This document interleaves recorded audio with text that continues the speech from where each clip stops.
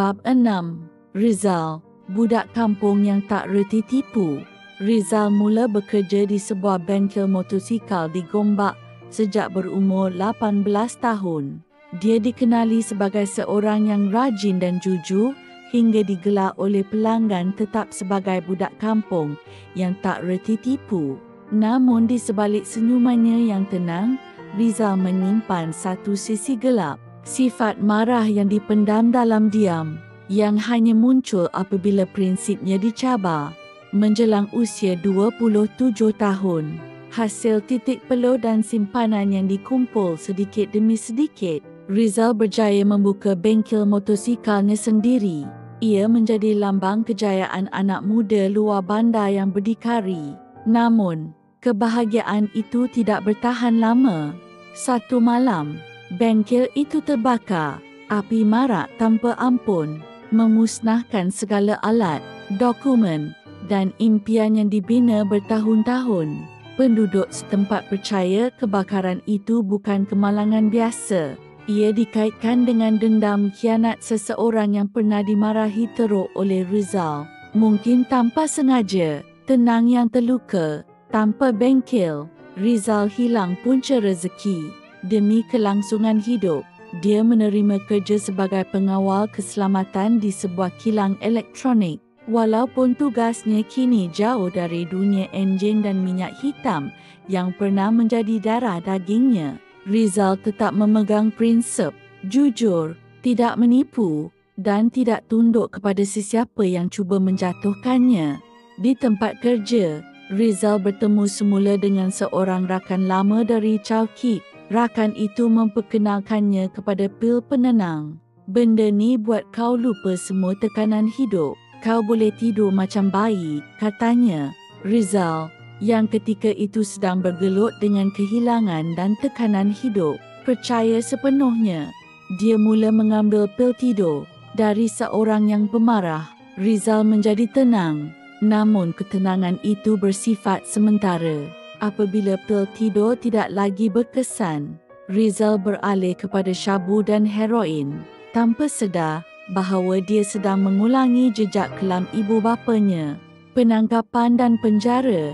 Pada tahun 2005, Rizal ditangkap kerana memiliki dadah. Dia dipenjara selama 18 bulan di penjara Kajang. Di sana, dia bertemu dengan seorang kaunselor yang bertanya, "Apa yang paling kau marah dalam hidup?" Rizal menjawab, "Mak aku, sebab dia tak pernah datang." Kaunselor itu berkata, "Dan kau sekarang jadi macam dia?" Rizal dengan nada marah dan menengking berkata, "Sebab aku tak tahu cara lain. Jalan pulang yang tidak bertanda." Selepas beberapa tahun menjalani hukuman penjara, Rizal akhirnya dibebaskan. Dia tidak kembali ke jalan lama. Sebaliknya, dia memutuskan semua hubungan dengan rakan-rakan yang pernah menjerumuskannya ke kancah dadah. Rizal memilih untuk berubah, bukan kerana terpaksa, tetapi kerana dia tahu hidupnya masih punya harapan. Langkah pertamanya ialah menyertai program pemulihan di Hulu Langat. Di sana, dia belajar mengenali dirinya semula, bukan sebagai pesalah, tetapi sebagai manusia yang masih punya peluang. Selepas tamat program pemulihan itu, Rizal mula bekerja di sebuah bengkel motosikal kecil. Tangannya kembali menyentuh enjin, tetapi kali ini dengan jiwa yang lebih tenang. Di bengkel itu, Rizal bertemu Zaitun, seorang guru tadika yang kerap menghantar motosikal arwah suaminya untuk dibaiki. Perbualan mereka bermula dengan hal-hal kecil, bunyi enjin, harga alat ganti, cuaca. Namun lama-kelamaan, mereka mula berkongsi cerita hidup. Zaitun melihat sisi Rizal yang tidak ramai tahu. Seorang lelaki yang sedang belajar untuk menjadi baik, bukan kerana terpaksa, tetapi kerana benar-benar mahu. Air mata yang tidak pernah dijanjikan. Suatu senja di sebuah bengkel motosikal kecil, cahaya matahari terakhir menyentuh besi-besi berkarat dan dinding bengkel yang usang. Bunyi azan maghrib berkumandang dari surau berhampiran. Zaitun melangkah masuk perlahan. membawa termos kecil berisi teh halia. Dia melihat Rizal duduk bersandar di dinding bengkel. Matanya tertumpu pada motosikal lama yang sudah separuh siap. Tangannya tidak bergerak, nafasnya berat. Zaitun dengan lembut berkata, "Awak tak makan dari pagi. Saya buat teh halia. Boleh bantu reda dada?" Rizal tidak menjawab. Dia hanya mengangguk perlahan, tetapi tidak menyambut termos itu. Zaitun meletakkannya di atas meja kayu yang penuh kesan minyak dan cala. Zaitun memandang Rizal lama. Wajah lelaki itu kelihatan keras dan baran seperti biasa. Tetapi ada sesuatu yang berbeza. Matanya merah dan dagunya bergetar sedikit. Zaitun berbisik perlahan, "Rizal, kenapa?" Rizal cuba bersuara, tetapi suaranya pecah. Dia tunduk dan akhirnya air mata yang selama ini disimpan jatuh perlahan ke lantai bengkel. Rizal dalam nada patah berkata, "Saya tak tahu macam mana nak jadi suami dan ayah. Saya tak pernah ada contoh. Saya takut saya ulang semua kesilapan yang saya benci selama ini." Zaitun duduk di sebelahnya dan berkata, "Isteri tidak perlukan suami yang sempurna. Anak-anak tak perlukan ayah yang sempurna. Mereka perlukan ayah yang berani mengaku salah dan tetap ada bersama bila mereka jatuh."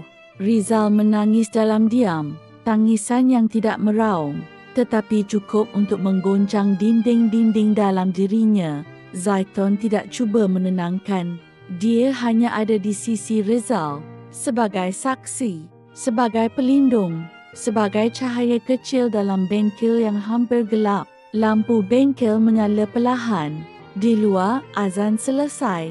Di dalam, seorang lelaki akhirnya belajar bahawa air mata bukan kelemahan, tetapi pintu pulang. Dari bengkel ke Batra tanpa pelabuhan. Pada tahun 1996, Rizal dan Zaitun berkahwin walaupun Zaitun berstatus balu anak dua dan lebih berusia. Rizal membesarkan dua anak tiri dan sepasang anak kandungnya dengan penuh kasih sayang. Walaupun dia tidak pernah bertemu ibu bapanya semula, Rizal tetap menulis surat kepada mereka walaupun tidak tahu ke mana hendak dihantar. "Mak, ayah, aku ikut jalan kamu, tapi aku patah balik. Aku tak nak anak aku rasa kesakitan yang aku rasa. Aku tak nak dia tanya, kenapa aku tak pernah datang." Masa berlalu pergi. Kini tahun 2025. Rizal menetap di Rawang bersama keluarganya. Dia belajar menjadi suami dan bapa yang bertanggungjawab. Walaupun dia sendiri tidak pernah dijaga oleh seorang bapa sejak kecil. Selepas keluar penjara dulu, Rizal banyak meluangkan waktu di masjid. Di sana, dia berkenalan dengan jemaah yang membimbingnya. Bukan dengan ceramah panjang, tetapi dengan contoh hidup yang tenang dan ikhlas. Keempat-empat anaknya kini sudah dewasa dan merupakan graduan universiti. Mereka telah memulakan kehidupan masing-masing, membawa harapan baru yang tidak lagi dibayangi sejarah silam. Rizal yang sudah berusia pertengahan 50-an masih mengurus bengkel kecilnya dengan beberapa orang pekerja. Dia juga aktif dalam program sokongan bekas penagih, sering dijemput ke sekolah untuk berkongsi kisah hidupnya. Bagi Rizal, luka warisan bukan takdir yang wajib diwarisi. Ia boleh diputuskan jika ada keberanian dan kekuatan untuk berubah. Bersambung ke bab yang akan datang. Bab Suri.